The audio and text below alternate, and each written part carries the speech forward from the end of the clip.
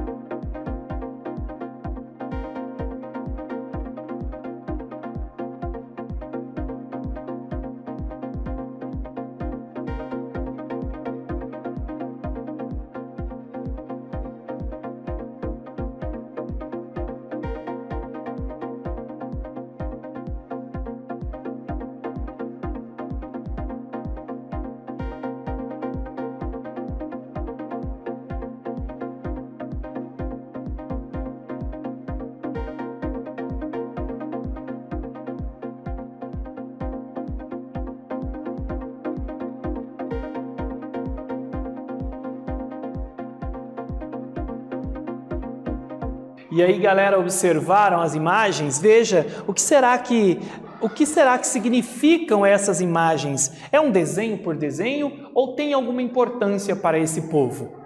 Bom, eu vou pedir para que vocês façam uma primeira atividade antes da gente continuar com a nossa explicação. Escreva sobre um tipo de suporte utilizado na arte por algum grupo étnico que você conhece. Suporte utilizado por algum grupo étnico que você tem conhecimento que utiliza para se comunicar. Pense e eu já volto.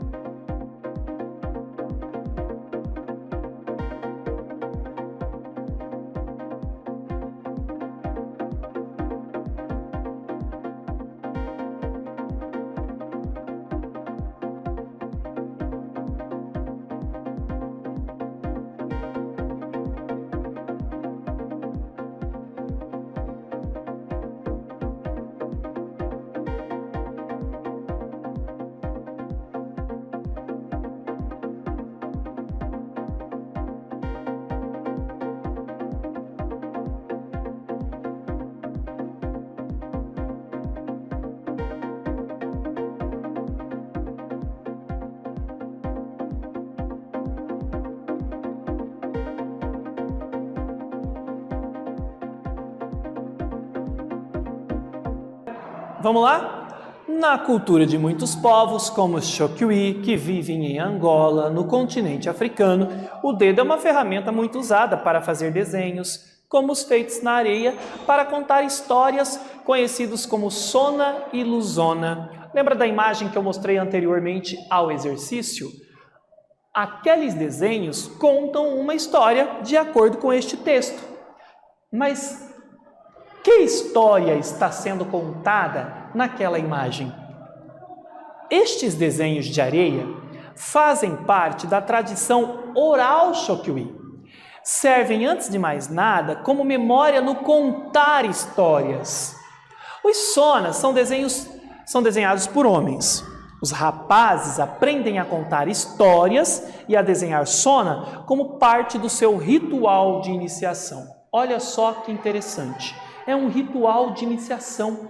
Contar histórias para transição, olha só, da adolescência para a juventude, para a adultez. Olha que curioso, gente. Então veja, lembra que eu disse que o meu avô, quando eu era criança, à noite costumava me contar histórias? Imagina se para cada história que ele me contasse, eu representasse isso numa imagem, num desenho, certo? É o que esse povo faz. Veja, a cultura dos Xokiwi, na Angola, eles representam no desenho as histórias que eles consideram importantes para o seu povo, para a sua cultura, e este processo de aprender a desenhar as sona, as luzona, é parte de um ritual de iniciação. Observem esta imagem.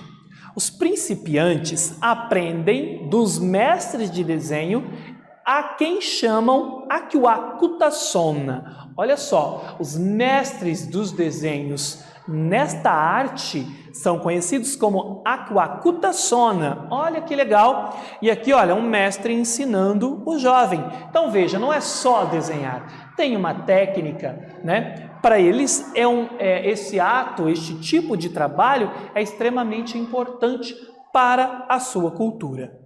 Os sonas são normalmente gráficos delineáveis que podem ser desenhados sem levantar o dedo ou passar 2 vezes por cima da mesma linha. Olha aí, tem uma técnica.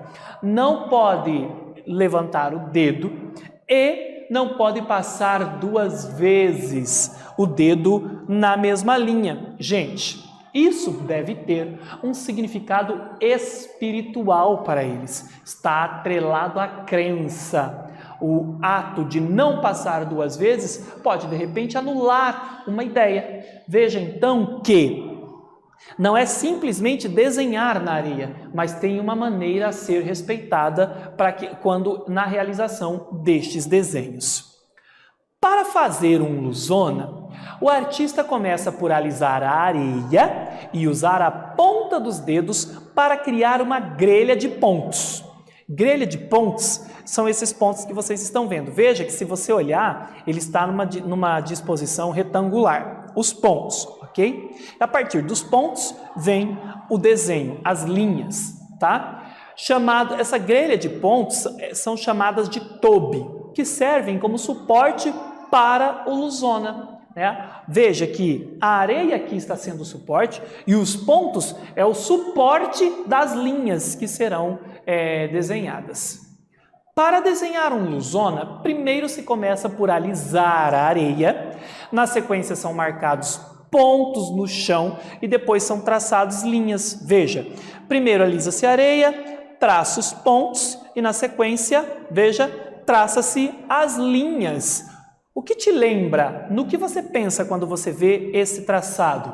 Para eles tem uma história ali que está sendo contada. Existem cálculos matemáticos nesse traçado, olha que interessante, como por exemplo, para as distâncias entre 2 pontos vizinhos horizontais ou verticais que devem ser iguais. Gente, não é simplesmente desenhar, tem um significado importantíssimo e que deve ser respeitado naquela tradição. Os desenhistas da Sona usam os pontos para representar personagens ou acontecimentos. Os pontos são personagens ou acontecimentos. E as linhas vai falar do tempo no fluxo da vida. ou na ordem em que as coisas acontecem na história. Então, os pontos têm o significado de representar personagens ou acontecimentos, e a linha vai falar do fluxo da vida, tá? Na ordem que as coisas acontecem na história. Observe a seguir algumas sonas e seus significados. Eu vou dar aí um tempinho para que vocês possam observar.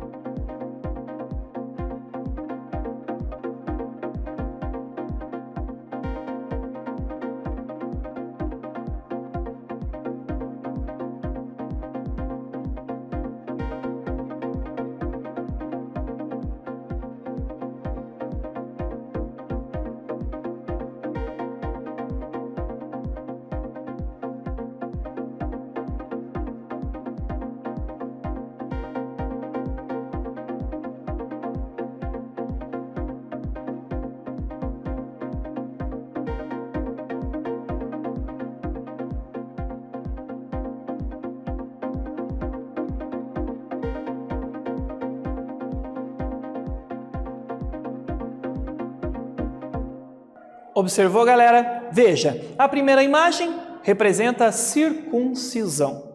A imagem do meio, um caranguejo. E a outra imagem, ave de grande porte. Curioso, não? Nesta imagem aqui, gente, observem esta imagem. Olha que lindíssima esta imagem, me chama muito a atenção. Nesta imagem, Deus é representado acima, à esquerda o sol, à direita a lua e embaixo o homem. O Luzona representa o caminho de Deus. Veja que curioso. Então nós temos aqui o caminho para encontrar Deus, para estar com Deus. Olha só que interessante, gente.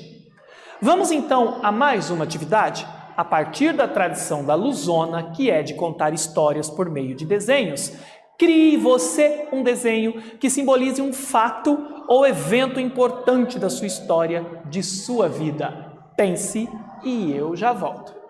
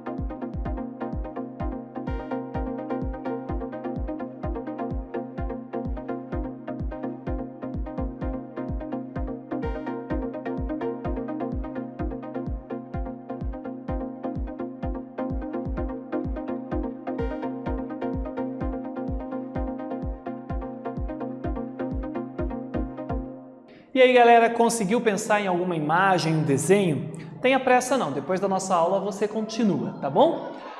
Nesta aula nós conhecemos e analisamos a arte da Luzona, suas técnicas, materialidades e contextos.